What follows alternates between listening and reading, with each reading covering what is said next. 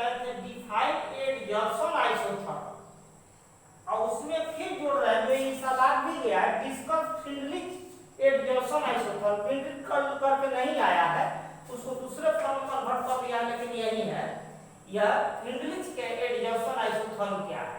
तो एडजॉर्सन आइसोथर्म बताए थे कि x/m और p के बीच खींचा गया एक जो है ग्राफ का ही नाम है क्या चीज, एडजॉर्सन आइसोथर्म, यानी the graph plotted between extent of adsorption and pressure at constant temperature is called adsorption isotherm. ये पीछे भी पढ़ा है, इसलिए इसको भगा रहा है।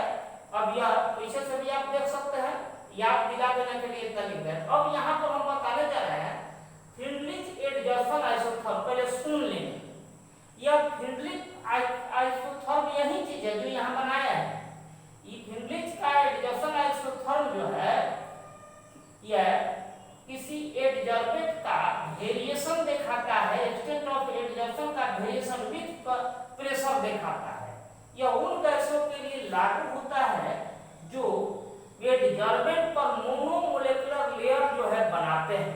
यानी हम लोग लिख देंगे, बाद में हम हेडिंग डाल लिख दे रहे हैं, पहले समझा रहे हैं कि फ्रिंडलिच एडजॉर्सन आइसोथर्म हेडिंग हो गया हम लोग का। उसके बाद लिखेंगे कि this law state that the variation of extent of adsorption of a gas at adsorbent with a pressure, this best holds for those gases which form monomolecular layer at the surface of adsorbent। उन्हीं के लिए बड़ा अच्छा लागू होता है जो मोनोमोलेकुलर layer बनाते हैं।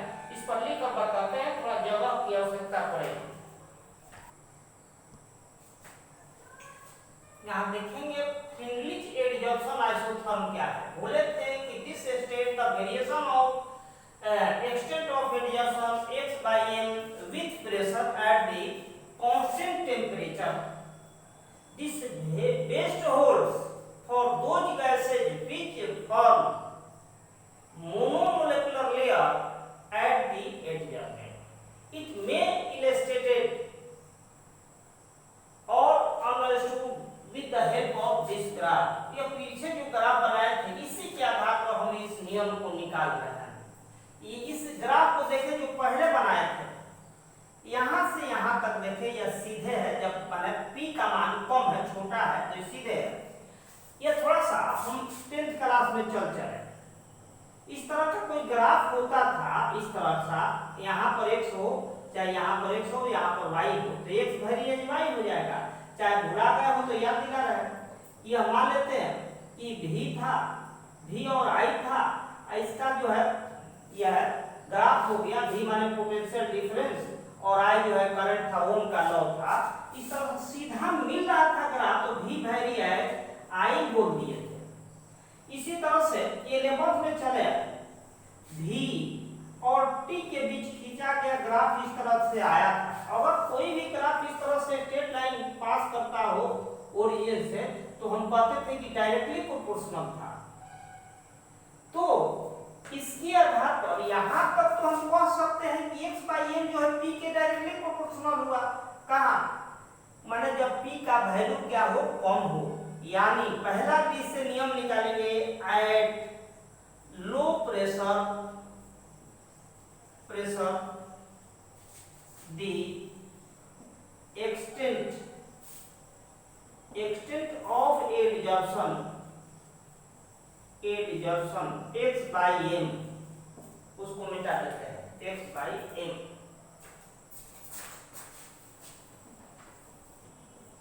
डायरेक्टली प्रोपोर्शनल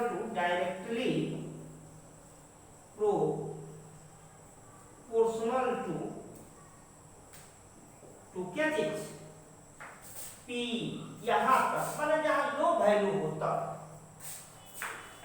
P माने प्रेशर। इसको हम ऐसे लिख दे कि x/m यहाँ डायरेक्टली प्रोपोर्शनल होगा P। इधर जाते जाते देख रहे हैं कि एकदम जो है यह इसके पैरेलल हो गया है। x/m जो है इसका मतलब कि हाई टेम्परेचर जैसे कर रहे हैं, हाई प्रेशर बढ़ा रहे हैं, तो यह जो है क्या हो जा रहा है, एकदम पैरेलल हो जाएगा, माने कांस्टेंट हो गया है। दैट इज, पहले इसको लिख लिया जाए, that is x by m directly proportional हो गया p, या हम ऐसे लिख दे x by m directly proportional हो गया p के पावर अधिक से अधिक कितना 1। फिर दूसरा देखेंगे एट हाई प्रेशर, इसी से जो हम समझे पहले, high pressure the extent of adsorption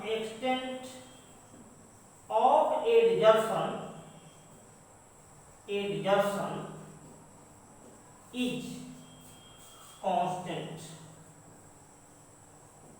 high pressure हुआ, एट हाई प्रेशर माने जैसे यहाँ बढ़ते जा रहा है तो यह क्या हो गया पैरेलल, वही लिखते हैं at high pressure the extent of adsorption, यहाँ भी ब्रैकेट में चाहे तो लिख सकते हैं x बाई m लिख सकते हैं, ऑफ एडजर्शन एक्सटेंट ऑफ यहाँ आपसे लिख देते हैं at high pressure the extent of adsorption, bracket में यहाँ लिख दिया जाए x by m is constant, या क्या हो गया कांस्टेंट हो गया, दैट इज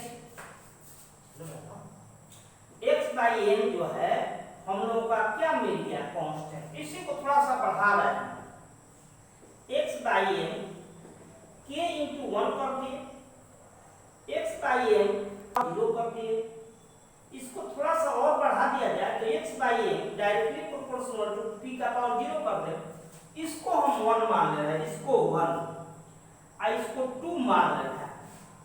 एक दो को भी हम कंबाइन करेंगे, तो कंबाइन करेंगे तो हम देख रहे हैं कि भाई m जो है अधिक से अधिक p का पावर 1 जा रहा है और कम से कम कितना जा रहा है 0।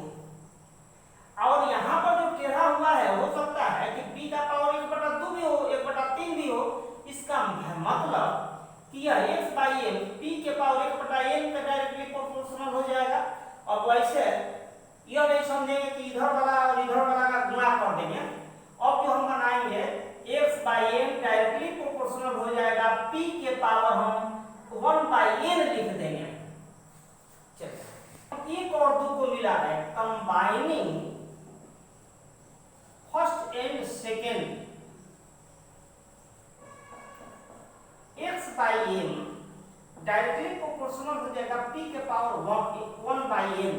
अब यहाँ पर p के पावर इतना है, p का पावर 0, यह ऐसा नहीं इसकी दाएं वाला गुणा कर देते थे, जैसे पहले से हम कागज बनाए हुए वेरिएबल b a वेरिएबल जिस तरह से c हो तो इस c b या c का गुणा कर देते हैं। जब गुणा नहीं किया है यहाँ पर ध्यान देंगे, दिस इज नॉट मल्टीप्लाइड, यहाँ पर सुनेंगे ध्यान से, यहाँ कहे हैं कि मैक्सिमम पावर जो है p का 1 है और मिनिमम पावर कितना है 0।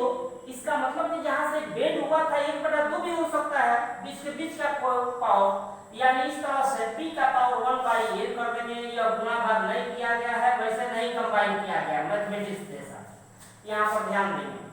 फिर n इक्वल टू हो सकता है एक पॉजिटिव इंटीजर कोई हो सकता है, 1 2 3 हो सकता है, 1 के बराबर 1 से बड़ा 3 4 5 इस तरह से। अब देखेंगे यह देख लिए तो अब हम दोनों तरफ इसका लॉग ले रहा है, इसमें हमको अब फिर जबर चाहिए। n जो है directly proportional to p, p के पावर 1/n, यह हरदम दिमाग खोल कर ये सुन लीजिए, नहीं तो फिर 6 महीना बाद भूला जाता है किस नियम से आ गया है।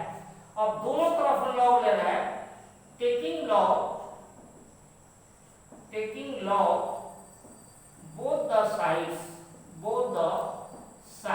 टू द बेस लिखने की जरूरत नहीं है, log लिख के रहा है to the both the sides।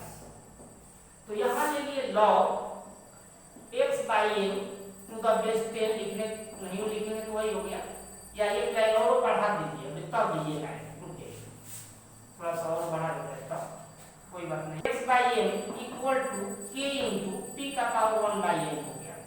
अब लिख देंगे taking log both the sides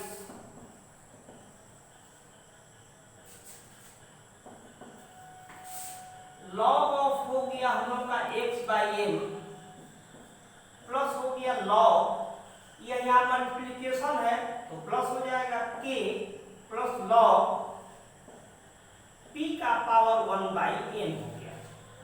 यह log x/m equal to log के, यह m का पावर n होता है तो यह इधर n आ जाता है तो यहाँ पर इधर आ गया 1/n हो गया log p।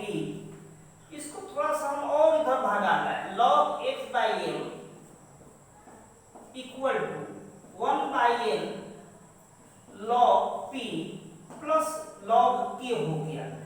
इस तरह से अगर इसको हम y मान ले, इसको m मान ले, इसको x मान ले, इसको c मान ले, तो y बराबर mx प्लस c के रूप का यह ग्राफ हो गया तो इसका स्ट्रेट लाइन आता है तो इसका और इसका आएगा, इसका स्लोप m है तो इसका स्लोप 1/n आ जाता है। ये पूछा जाता है एग्जामिनेशन में, इसका ला गया है। लेकिन therefore the graph plotted between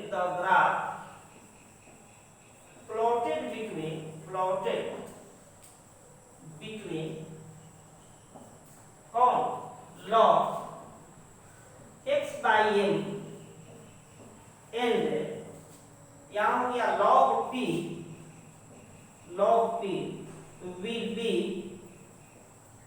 will be a straight line कुछ स्लोप विल बी, कुछ देता है स्लोप इसका क्या, तो स्लोप विल बी कितना 1/n। अगर आप यहाँ दिखा देंगे चाहे वहां अगर सुविधा लगे तो वहां दिखा देंगे।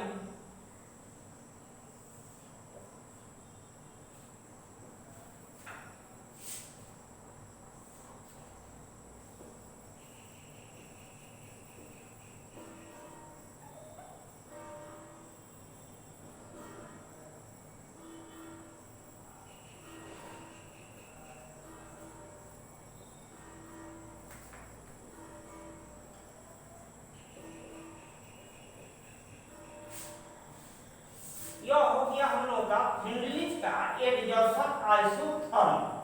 आज का इतना ही समाप्त हुआ। अगले दिन इस सब का फैक्टर जानेंगे किन किन बातों पर यह निर्भर करता है एडजर्सन और वेरिएशन के लिए क्वेश्चन एचडब्ल्यू अभी दे देते हैं कि गिव द वेरिएशन ऑफ, चाहे बाद में दे देंगे